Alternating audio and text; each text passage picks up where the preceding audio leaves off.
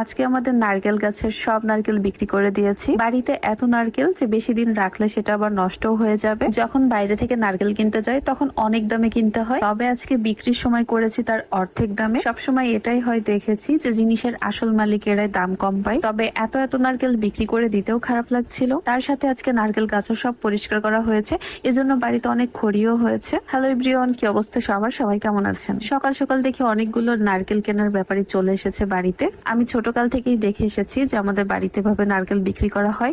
Even 10 টাকা করেও বিক্রি করতে দেখেছি আমি পার পিস নারকেল। প্রথমে তারা সবগুলো নারকেল গাছ থেকে নারকেল পারবে, তো নারকেলের সাথে একটা ছোট ডাবও ছিল, তো কাকাকে এটা কেটে দিতে বললাম। পানিটা খুব মিষ্টি ছিল, তবে এটা থেকে মোটা নারকেল বের হয়েছে। পুকুর ঘাটে বসে বসে বেশ সময় ধরে নারকেল খেলাম এন্ড তাদের নারকেল পাড়া দেখছিলাম গাছ থেকে। সব গাছ থেকে মোটামুটি পাড়া শেষ হয়ে গেলে এখন এই যে সব নারকেল বস্তা ভরে নিয়ে চলে এসেছে।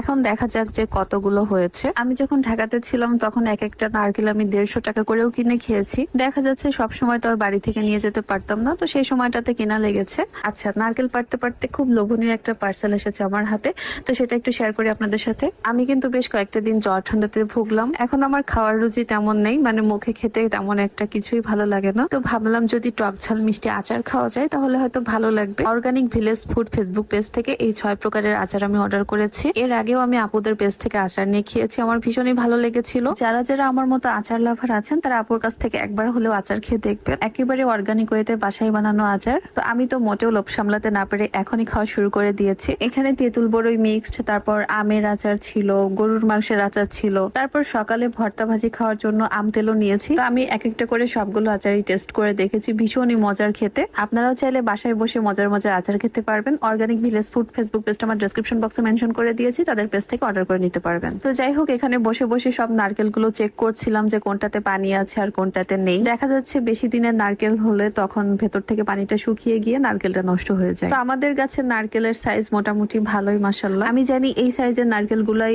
আমি কিনেছি 130 টাকা, 40 টাকা, 50 টাকা দিয়ে এরকম, অথচ বিক্রি করার সময় ঠিক তার অর্ধেক দামে আমাদেরকে বিক্রি করতে হচ্ছে। কি আর করার, বাজারে গিয়ে বসে থেকে তো আর বিক্রি করার কোনো উপায় নেই। বিশ্বাস করেন, এরকম কোনো উপায় যদি আমার হাতে থাকতো তাহলে আমি কোনোভাবেই এত কম দামে নারকেল বিক্রি করতাম না। তো যাই হোক, নারকেল ব্যাপারীরা মোটামুটি টাকা পয়সা বুঝিয়ে দিয়ে ওনারা নারকেল নিয়ে চলে যায়। এখন হচ্ছে আমাদের কষ্টের কাজ শুরু, কারণ সবগুলো নারকেল গাছ পরিষ্কার করা হয়েছে। তো সেখান থেকে অনেক অনেক খড়ি বের হয়েছে, আর এগুলো এখন সব গুছিয়ে রোদে দিচ্ছি। আমাদের গ্রামে অনেক মানুষ আছে যারা রান্না করার জন্য খড়ি কিনে তারপরে সেটা দিয়ে রান্না করে, অথচ আমি কখনোই দেখিনি যে আমাদেরকে খড়ি কিনতে হয়েছে, বরঞ্চ আরো অনেক মানুষ এসে নিয়ে যায়। এজন্যই গ্রামের বাড়িতে সবসময় গাছগাছালি বেশি লাগানো ভালো। এই নারকেল গাছের পাতার যে শলাটা হয় এটাও কিন্তু আলাদা করে বিক্রি করা যায়। ছোট